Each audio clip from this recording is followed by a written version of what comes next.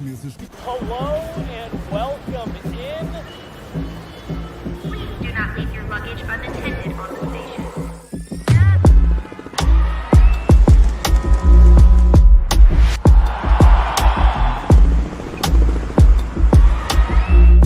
Welcome to the show. Welcome in. First intermission, Avs Canucks 1-0 in favor of the home team. Megan, didn't love that first period for the Avs, but the Vancouver Canucks made a statement early with their legs. Meghan Angley, Jesse Montano, Jay behind the glass tonight, here with you all night as the Avs are in Vancouver. We said that we wanted to see them get out to a little bit better start, shake off some of that rust, and that was not necessarily the case here, Megan. Not only did the Avs look like they were a little bit sluggish, I actually really liked what the Vancouver Canucks did in that first. It was clear just seconds into the contest with the JT Miller net front chance. Great kick save or turn save, as we qualified it, from Mackenzie Blackwood. But to your point, Vancouver did set the tone early. It still feels like it's within Colorado's reach, but it is clear to me coming out of one period, Vancouver has an edge in this game. Like you said, it was the very first rush, really, of the night. Vancouver generates some speed in the neutral zone. Who was it? Was it JT Miller? It was. Miller, goes wide outside, comes across Mackenzie Blackwood right out of the gates, has to come up kind of big. And that really did. It just felt like that set the tone a little bit. I made comment to you late. It just felt sloppy for the Avs in a way that exactly like what we talked in the pregame, I didn't want to see in terms of like the excuse of, oh, they're not feeling well, things like that. We know the flu is going through the Vancouver Canucks as well. They looked sharp. They looked on top of things. It felt like a statement for the Canucks. And to me, the Avs looked like they were slumping their shoulders a little bit. You want to see them get after it. Like I said in the pregame, if you're healthy enough to be going tonight, it needs to be better. It needs to be cleaner than what we just saw there in the first. 9 giveaways for Colorado in the first period. So some unforced mistakes on their behalf that I think make things a little bit more difficult for them. It just means that their time spent in the offensive zone is just a little less meaningful if those mistakes are coming at the end of it. And then later in that period as well, getting hemmed in their own end. So spending a lot of that period defending against Vancouver's chances. And I think Mackenzie Blackwood comes up with some saves as needed because it is pretty close on both sides. That's where I can kind of see, okay, but Vancouver does appear to have their legs, but I also don't think they're operating at 100% either. That's where I think there's room for Colorado to get back into this. That shots battle close throughout the first period with Vancouver running away with it. Avs get power play opportunity. They don't capitalize on it. One shot on net from Cale Makar, but very few other chances. They're going to get the man advantage to start the second period. So that's a really important opportunity to look at this game and see that it's still within your grasp, but you do need to clean up mistakes and try to bring a little bit more energy to match Vancouver's because they spent a lot of time in their own end, and ultimately that's what cost them in the goal against. They're battling for the pucks, but they just get out-battled. Well, and you made comment. So, there's a lot of people talking about the wood-on-wood crime there. Kiefer Sherwood gets the goal, and you made comment of the Avs getting hemmed in their own end, and that was kind of a result of that. They just couldn't really get that relief. They couldn't get the puck up and out. And then when the puck got in and around the net, Mackenzie Blackwood couldn't find it. The Avs couldn't find it, and Kiefer Sherwood finally does. And again, that just seems, to me, it feels just like a symptom of what you were talking about. And to me, the frustrating part is what you said about the fact that Vancouver Canucks haven't been great either. They haven't been perfect either. They've been much better than the Avs, but they haven't been perfect. And it felt like so many of those giveaways, 9 giveaways for the Avs, it just felt like so many of those were unforced, just giving the puck away. Even Nathan McKinnon there on the power play just throws that one through the middle of the ice. Not a lot of air under it, not hard enough, picked off, pucks up and out of the zone. Just too many things where they were making it easy on the Vancouver Canucks in that first period for me. No, I agree with that. Like, it's not a shooting gallery on behalf of Vancouver. So that's where there's room for Colorado to climb back in the second period. But I look at Mackenzie Blackwood from that perspective. I'm really happy with his first period. Even on the Kiefer Sherwood goal, he denies, I think, a Heinen chance just before it. That puck gets away from the net, but it only comes right back because Ivan, Calvin Hahn are battling, but they get out battled. So that puck is now right back at the net front. Mackenzie Blackwood is doing his best. So I think the Avs just need to match his level of compete a little bit. Yeah, and you could see on that goal, he thought he had it. He heard the scramble. And what I actually liked, believe it or not, because the puck goes in the net and he doesn't find it, but I like the fact that he just kind of got a little bit bigger and was trying to find it, because 3 times this season, Alexander Georgiev thought he had the puck underneath him, and when he figured out that he didn't, started flailing all over the place and either kicked it in or kicked it loose. And I like the fact that Mackenzie Blackwood kept his cool a little bit there. Let's talk about Kiefer Sherwood. Oh, gosh. 9 goals on the season. Always a pesky player when he was at the NHL level, whether it be with the Avs or the Predators, but I don't really think many people saw something like this coming. Almost 10 goals before Christmas. You watched him a lot with the Eagles. What? Huh? Well, with the Eagles specifically, he is a goal scorer. Mm-hmm. And he was elevated with top-line talent in the American Hockey League and benefited from that. But he's found a way to translate it to the NHL, and I think it required him maybe recognizing his role being a little bit different at the NHL level from what it was at the American League level. And so he's playing a third line role with a hardworking, great two-way forward in Danton Heinen. And I think that is a complimentary line mate for Kiefer Sherwood to help win some of those battles in the corner. All Kiefer Sherwood has to do is get to the net front and put pucks in the back of the net.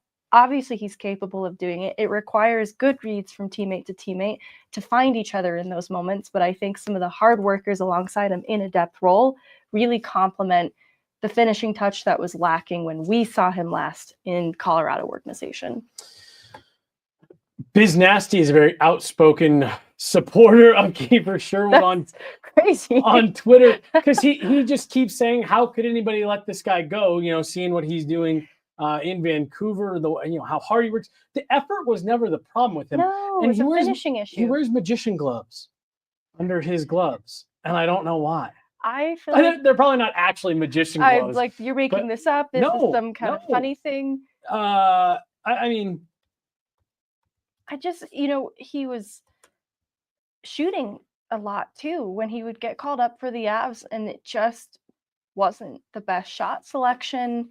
It didn't pose the same threat. That doesn't seem real. Magician gloves. I need more proof of this. Give me the tight shot, Jay.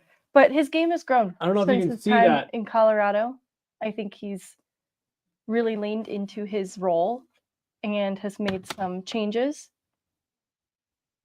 Yeah, that better suit what he's doing in Vancouver now, and even what he was doing in Nashville previously. I think his game has grown. And the puck's going in, and sometimes you just need the puck to go in for it. Exactly. Every Crosby gets their Chris Kunitz, right? The Avs got to clean things up. You got to make it a little bit more difficult on the Vancouver Canucks in the second period. Anything in particular, Megan, that you are looking for from the Avs? I think there's a lot you can be better at, but is there any one thing that you're looking at and saying, you got to be better here, or I want to see this stop, anything like that? I want to see them simplify their game a little bit. I think the mistakes usually are born from getting too carried away, not paying attention to the details, and I want to see them shoot the puck more. I think that, let me see the attempts blocked coming out of the period, actually, now that I'm here. We had a lot of Michael Jackson puns about the Kiefer Sherwood joke. Only 5 attempts blocked. There's more room for opportunity for them to just get more pucks on net and then win some battles. I know they're not feeling it 100%, and I did like to see that they were battling in the first period, but I want to see them come out a little more successful on top of pucks in the second. I wondered if Nathan MacKinnon was one of the ones who wasn't feeling well, because we saw him get muscled off a number of pucks, and that is just so out of character for him. I'm with you. I want to see that compete level go up. It honestly looked to me like they were a little bit expecting that they weren't feeling well. The Canucks weren't feeling well. It was just going to kind of be a sloppy game all around. And the Canucks came out hot. They looked like they were not interested in playing an ugly, sloppy game. And I thought really took it to the Avs. They're going to have to dig deep here and match that intensity. How much time is left on the power play coming out of the break? Do you know? Or do you have it off the top of your head? See here. Or off the top of your screen, I guess. 125. So you got a good amount left. You got more than half the power play. Statistically, power plays at the start of periods are some of the least effective. The clean ice actually ends up working against teams with the man advantage a lot of the time. But even if you don't score, Megan, I want to see them use it to generate some energy, generate some momentum. More than one shot on net. Yes. Get some pucks through. Make Thatcher Demko, who's just in his third game back, make a save. Make him do what Mackenzie Blackwood had to do multiple times and bail his team out. It's good to see that from Mackenzie Blackwood, but want to up the pressure. We talked about it a couple games ago. Play north. Get back to playing north.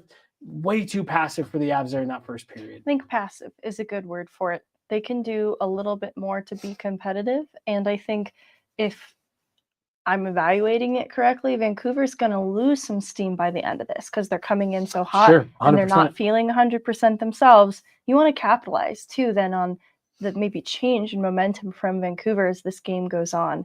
And you're going to have to stay competitive though in the second to have a chance at making it another competitive third period. Give yourself a chance in this second period here. I'm with you. Conventional wisdom tells you two sick teams, one of them comes out on fire, the other one comes out with no energy, that those arcs are going to meet somewhere. It's just a matter of the Avs can't let themselves get too far behind the 8 ball here. Don't fall behind further. Yeah. And bring the competitive energy. I'm not even saying, like, if you can come out of this second period still at 1-0. I like that. I think that's a really nice win. You got to start evening the playing field here. There's some people talking in the chat about, like, cool, you got 125 left on this power play to do nothing. I really do think that this is whether you score or not, you've got to get some puck touches here. You've got to get some pucks to the net. Like you said, get more than one shot through. Get your offense going a little bit here. I know you're not feeling well, but a power play is an opportunity for you to get some free offense going, even if you don't score a goal. 100%. Exhaust the line that starts for Vancouver there.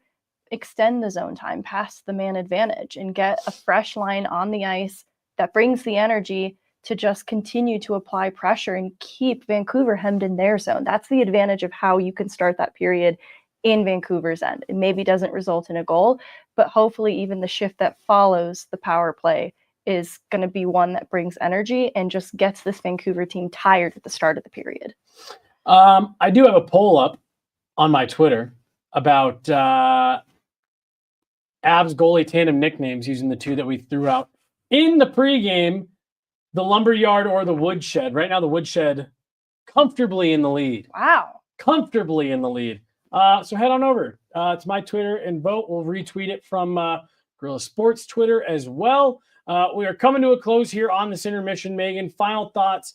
I like what I'm seeing from Mackenzie Blackwood. It's the Norris battle. It's Quinn Hughes, Cale Makar. Yeah, why not? Let's see a little bit more from Cale Makar. He was maybe among the guys who, like a lot of other players in the first, didn't quite look like himself.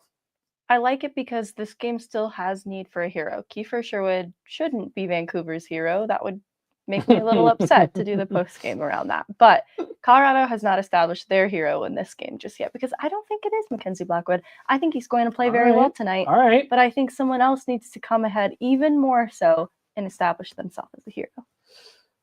All right. Well, now you just you set the table for me to ask who. It doesn't matter who. It can be Ivan, and I'll lose my mind on the post game. Well, I think it's better when it's someone you don't expect. Well, I know, but just like, so are you saying Ivan? You know what? I liked Sam Girard's slap shot in the first period. Ooh, I like it. So I'm pointing at the Sams, but Sammy G specifically. All right. Ooh, both Sams. Casting the wide net. Ivan, both Sams. Sam had the bad play at the blue line, the offensive blue line, where he couldn't keep the puck in. So that's, I'm like, all right, this could be a redemption game for the Sams. I don't know. They don't need a redemption game just from that one singular moment. Redemption shift, sure, why not? That was one of the moments in that first period where I was like, oh, man, this is just, you need to get out of this period. You're bobbling pucks. Someone like Sam Malinsky, who's very confident with the puck on his stick, great skater. Like I said, Nathan McKinnon's throwing pucks into the middle of the ice. That was not the first time that had happened. That was the moment where I was like, just find a way to get to the end of this period out of it. and just live to fight another day. And it looked, they were able to do that. Let's see how they look here in the second period. I think that's going to do it. Who's your hero? I'm sticking with Val. Cool. I think it's a Val game. He's the one who's going to overcome the way that everyone's feeling. He's going to fight through. I'm with you. I think we get a good Mackenzie Blackwood game as well. Now that we just said that, we're going to look like idiots. If this ends up not going that way, then we'll post the whole thing in succession after so that people can follow it. Do want to remind you guys about our good friends over at Trusted American Mortgage. Trusted American's salary-based mortgage consultants want to help you get into a better interest rate and lower your monthly payment. Go to trustedamerican.com, scan the QR code on the screen, see if they can help you not have to make your payment until February. Get a little bit of extra cash in your pocket now for the holiday. She's Meghan Angley. I'm Jesse Montano. Jay behind the glass today. Do you have your camera going? We'll get it going for next intermission. You guys can see Jay. We'll let him out next period. We'll let him out. Thanks so much, guys. We'll talk to you in the second intermission.